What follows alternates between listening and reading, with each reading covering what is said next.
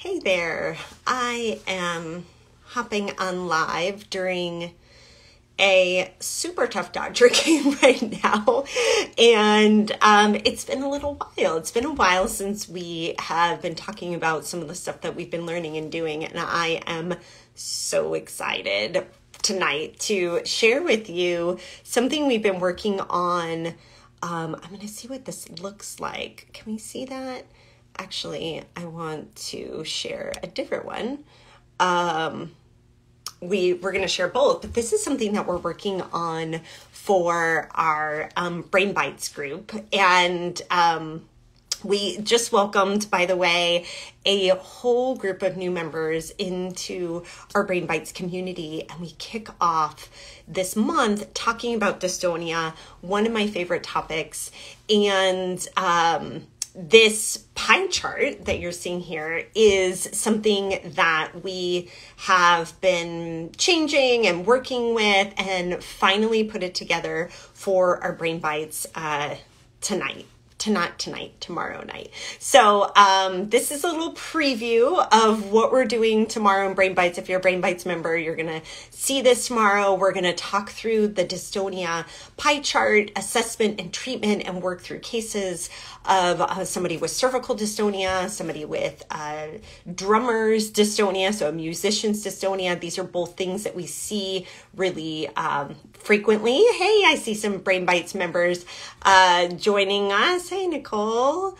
Some new members too. Hey, here's a preview for tomorrow. So this is our first unveiling of the Dystonia Pie Chart. You all know that we love our pie, and in dystonia, there are some very distinct things that we will assess and incorporate into treatment, and they fit into this this pie chart, and very similar to what we've seen in functional movement disorders, what we might look at in 3PD, what we might look at in persistent post-concussion symptoms.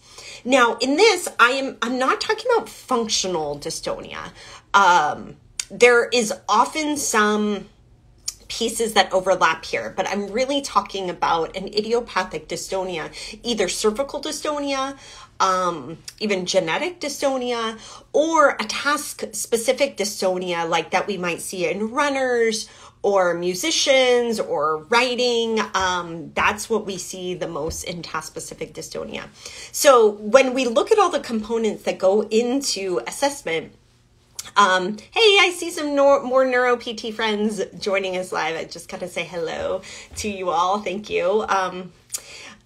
So when we think about what goes in these signs, so I better go quick. I've been using my phone a lot today, if you can't tell. We go through motor control, sensory, psychosocial, lifestyle, autonomic, and physical limitations.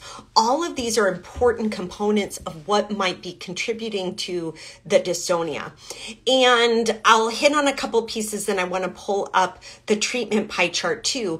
But I've been working with a lot of people with dystonia lately. It's been really enjoyable. I've been working with some of the new staff members, new team members on our team. And it's been really, really fun to do these co-treats with people with dystonia. And I want to hit on two pieces that are often not looked at. Motor control. Well, motor control is often, but a portion of motor control and a portion of sensation. So, and they overlap, right? And I think one of the biggest pieces is looking at the task in a different setting. So, for example, if I'm working with somebody who is a musician, can they do that upside down? Can they do it prone? Can they do it while bouncing on a ball? Can they do it standing on one leg? I was working with somebody the other day that was getting dystonia brushing their hair. Okay, so standing on one leg, eyes closed, brushing their hair, and they were like, oh, well, that feels so much better. So we're changing the sensory input, we're changing the environment and the context of the task. And when we think of dystonia as this neuroplasticity gone awry, the task has been overly learned in one particular posture or scenario or environment, we want to change that up. So we throw in all sorts of changes to the posture, the environment, the sensory input. And that becomes treatment. So I want to now show you the dystonia treatment pie chart. It follows the same structure from motor control, sensory, psychosocial, lifestyle, autonomic, and physical limitations. And what's nice is what we assess, and the biggest piece of the pie that we see, we treat. So if we assess, so for example, I was working with a musician last week and working with Will, one of our amazing PTs. And I was like, let's assess some of that higher level of sensation, like stereognosis, graphesthesia. We test it and it's beautiful. It's totally fine. Well, then we're not going to spend time having him read Braille or identify the dots on dominoes for sensory perception, because he doesn't need that. So we could spend more time actually changing up that task. So for example, in the motor control realm, in a musician or a writer or a painter, we might change that instrument, right? So we might make it heavier. We might add a different texture to it.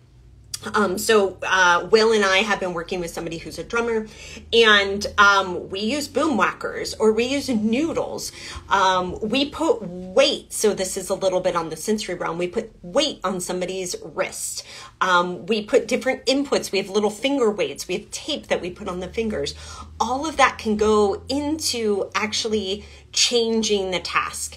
And we whittle away until we can find that task where that person's not getting excessive muscle activation, not even a twinge of it. I don't even like to see a twinge of it. So getting them all the way. So maybe they're upside down with a different instrument, drumming to a completely different beat and song, while humming, right? So we might add a little autonomic in there. So we get there and then we can progress to the task at hand.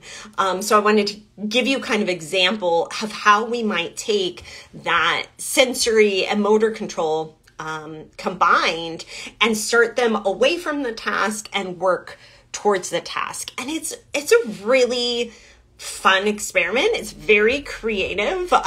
We end up using a lot of different weights and tape and different devices all of the time. We work hand in hand with our OT and psychology on this as well, because as you can see from this pie chart, it's not just physical, right? There's so many things that can actually influence our sensory and motor circuitry and drive muscle tension in our body, that having the support and help of other disciplines to address that is huge. It is huge. So there you have it. This is the unveiling of our Dystonia Pie. Brain Bytes members, we've got this going tomorrow. I'm super excited to talk through the assessment, the treatment, apply it, and later this month, you're going to send us your cases and we're going to apply it together. Really excited for that.